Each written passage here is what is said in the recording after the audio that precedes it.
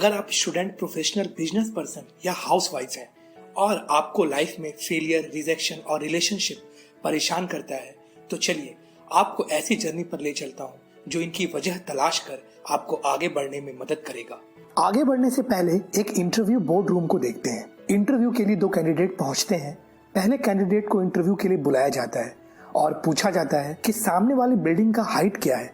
थोड़ी देर सोचकर वो बोलता है, उस बिल्डिंग की डिजाइन तो मैंने ही बनाई है, वो 80 फीट की है। दूसरे कैंडिडेट को भी सेम सवाल पूछा जाता है और जवाब के लिए वो बाहर आता है, बिल्डिंग की परछाई के साथ खुद की परछाई का कैलकुलेशन करता है और जवाब बताता है 90 फीट। जहां पहले कैंडिडेट ने पैकेट ऑफ इंफॉर्मेशन का यूज करके जवाब दिया, वहीं दूसरे कैंडिडेट ने हाउ टू थिंक की आइडियोलॉजी पर जवाब दिया।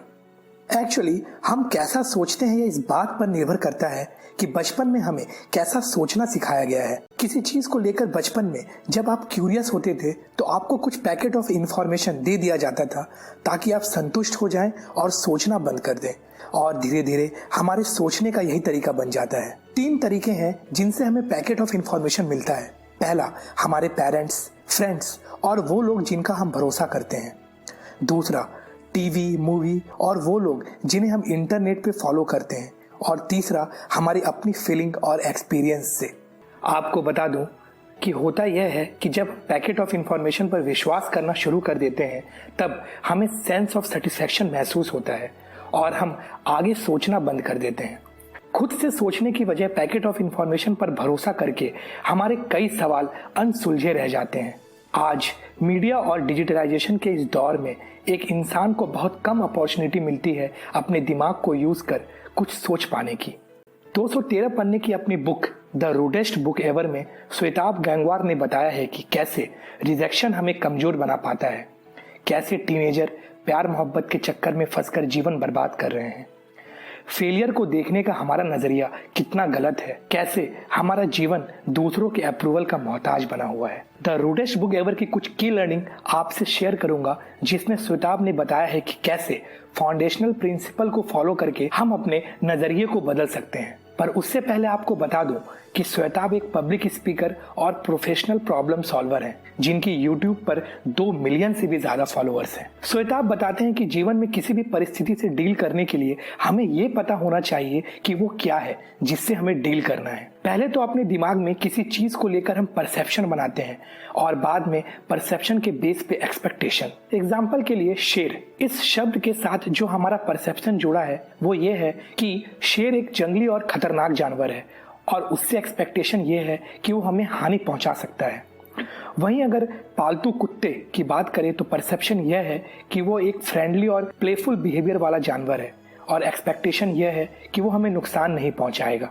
हमारी सारी परसेप्शन और एक्सपेक्टेशन का आधार हमारा नॉलेज है और हमारे नॉलेज को सपोर्ट कर रहा है डेटा। चलिए अब इंसान की बात करते हैं। जब आप किसी इंसान से मिलते हैं तो उस इंसान का अट्रैक्टिव होना, फ्रेंडली होना, इंटेलिजेंट होना आपको इम्प्रेस करता है और आपका परसेप्शन उसे एक अच्छा इंसान मान बैठता है। अपने परसेप्शन को प्रूफ करने के लिए आपके पास कोई डेटा नहीं होता और यहीं हम फेल हो जाते हैं। इस परसेप्शन के बेस पर आपका एक्सपेक्टेशन ये हो जाता है कि वो व्यक्ति आपसे दोस्ती कर ले या आप उसे इम्प्रेस करने की कोशिश करने लगेंगे, और जब ऐसा नहीं होगा तो आप खुद को रिजेक्ट महसूस करेंगे। बिना डेटा के लाइफ में हमने जहां जहां भी एक्सपेक्टेशन को जोड़ रखा है वहां वहां हम फेल हो रहे हैं। रिजेक्शन लाइफ का हिस्सा है। रिजेक्शन मिलने के बाद हमारा एटीट्यूड इन 3 धारणाओं में से एक से घिर जाता है। हमें लगता है कि मुझे मानना होगा कि मैं लूजर हूँ। ठीक है, इसने मुझे रिजेक्ट कर दिया ना, मैं सफल होकर इसे खुद को नोटिस करने के लिए मजबूर कर दूंगा। और आखिरी हम ये सोचने लगते हैं कि ये दुनिया तो ऐसी ही है, अनफेयर, गलत लोगों से भरी पड़ी। शायद आपको लगे कि सेकेंड पॉइंट रिजेक्शन के बाद खुद के लिए लिया गया सबसे सही फैसला होगा, पर यह भी गलत है, क्योंकि खुद को दूसरों के सामने प्रूफ करने की होड़ में हम जब भी सक्सेस का पीछा करते हैं अक्सर खुद से दूर होते चले जाते हैं। ऐसा करके मान लीजिए आपने सक्सेस हासिल कर भी ली और जिस इंसान के लिए आपने ये सब कुछ किया वो आपसे ज्यादा सफल हो गया, तो फिर क्या करेंगे? आपका हर फैसला खुद से जुड़ा होना चाहिए, ना कि दूसरों से। दोस्तों, खुद को जानने और समझने के बाद अब आपको अपने जीवन की कमान खुद संभालनी है और अपने लिए कुछ रूल्स और मोरल कोड बनाने हैं। सेल्फ रिस्पेक्ट आपको बाहरी दुनिया से लड़ने में मदद करेगा। बिना इसके लाइफ की ऑथोरिटी किसी और के हाथ में होगी और उम्मीद है आप ऐसा नहीं चाहेंगे।